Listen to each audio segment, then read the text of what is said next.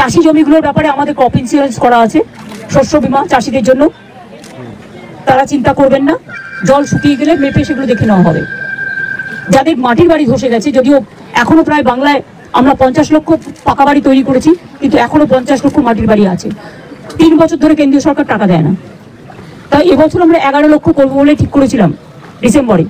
ওটাকে আমরা বাড়িয়ে আরো 1 লক্ষ বাড়াবো। তার কারণ হচ্ছে যে বাড়িগুলো মাটিতে একদম ধসে গেছে, যদি সেই বাড়িগুলো লিস্টের মধ্যে না থাকে, তাহলে যার বাড়ি হোক, আমি এখানে কোনো ডিসক্রিমিনেশন বঞ্চনা চাই না। মানুষ বিপদে পড়েছে, মানুষের পাশে দাঁড়ানো আমাদের কাজ। এরা রিলিফ পাচ্ছে। তুমি একটা কাজ করবে, জল শুকিয়ে গেলে, মানে জলটা শুকিয়ে গেলে যত চাষি জমি আছে ওগুলো শস্য বীমা যত শস্য আছে, ক্রপ ইন্স্যুরেন্সে অধিকার সাথে কথা বলে করবে। দুই হচ্ছে যাদের বাড়ি একদম ভেঙে গেছে মাটির বাড়ি, তার লিস্টটা অন্তত করবে। আর এইটুকু রাস্তা খারাপ আছে আমি দেখলাম, আমার বাকি রাস্তাটা খুব ভালো হয়েছে।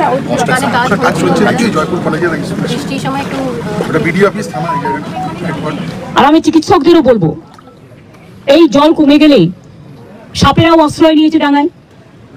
সাপে কামড়, ডায়রিয়া, জ্বর, এগুলো তো হবেই।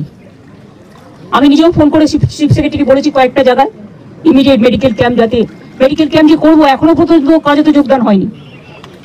আমি তো আমার সাধ্যমতো করেছি, এর থেকে বেশি আমার কিছু বলার নেই।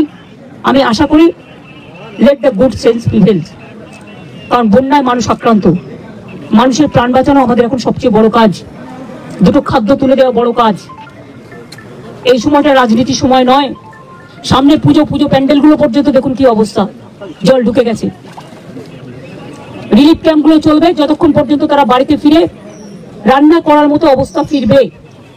2 হচ্ছে ওদের যেন জামা কাপড়, খাওয়া দাওয়া, বেবি ফুড কোনো অসুবিধা না হয়। আজকে ববিও আসছে, আমি সব জেলায় সব প্রতিনিধিদের পাঠিয়েছি। মানুষ ভুইয়াও কিছুক্ষণ আগে বীরভূমে মিটিং করছিলেন, ওখানে আমাদের চাদু সকলে আছে।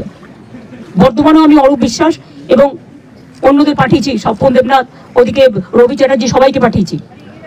বাঁকুড়া, পুরুলিয়া আমি মলয় ঘটককে দায়িত্ব দিয়েছি, সাথে অরূপ চক্রবর্তী থেকে শুরু করে যারা আছে এমএলএ এমপিরা, জেলা পরিষদ, পঞ্চায়েত বা অন্যান্য ডিএম, এডিএম, এসডিও যারা আছেন সব দেখবে। আমি ডিবিসির যে চেয়ারম্যান তাকে পার্সোনালি ফোন করেছিলাম, আমার চিফ সেক্রেটারি কথা বলেছিল। আমি বলেছিলাম যে আমাদের এখানে বর্ষায় ফ্লাড হয়ে গেছে, প্লিজ এত জল ছাড়বেন না। আপনারা যখন 80% ভর্তি হয়ে যায় তখন কেন একটু ছাড়েন না, তাতে আমার অসুবিধা হয় না। আমাদের রাজ্যটা নৌকার মতো, উত্তরবঙ্গে বন্যা হয় ভুটান নেপালের জলে, আর এখানে বন্যা হয় ঝাড়খণ্ডের জলে, মালদায় বন্যা হয় বিহারের জলে, গঙ্গা ভাঙনের পরে ফরাক্কা ড্রেজিং না করার ফলে। আমি নিজে হেমন্ত সোরেনকে 3 বার ফোন করেছি রাত্রিবেলায়, এবং আরে আমাকে আমারটা করতে দাও না, 3 বার ফোন করে আমি রিকোয়েস্ট করেছি। ওরা ছেড়েছে তেনুঘাট পঞ্চায়েত থেকে, আর ডিবিসি ছেড়েছে সবচেয়ে বেশি। এখন জল ছাড়ার পরিমাণ 5 লক্ষ ছাড়িয়ে গেছে, পুরো হিসেব ওরা আমাদের বলছে না। এভাবে তো চলতে পারে না বছর পর বছর। তাও তো 5 লক্ষ পুকুর কেটেছি আমরা, 500 চেক ড্যাম করেছি, তার মধ্যেও জলটা ঢুকছে।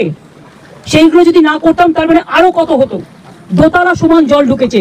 সুতরাং আপনারা শুনতেই পেলেন, মুখ্যমন্ত্রী মমতা বন্দ্যোপাধ্যায় নিজে ঘোষণা করলেন জলটা যখনই নেমে যাবে যে সকল চাষ জমিগুলো রয়েছে সেখান থেকে, তারপর কৃষি দপ্তরের আধিকারিকরা গিয়ে ক্ষতিপূরণ নির্ধারণ করবে, বিমা কোম্পানির আধিকারিকরা গিয়ে ক্ষতিপূরণ নির্ধারণ করে যতটা দ্রুত সম্ভব বাংলা শস্য বিমার মাধ্যমে ফসলের ক্ষতিপূরণ আপনাদেরকে কিন্তু দেওয়া হবে। এবং যাদের বাড়ি ভেঙে গিয়েছে তাদেরকেও কিন্তু আবাস যোজনা প্রকল্পের মাধ্যমে নতুন বাড়ি করে দেওয়া হবে। তার জন্য 1,20,000 টাকা দেওয়া হবে, 2 কিস্তিতে 60,000।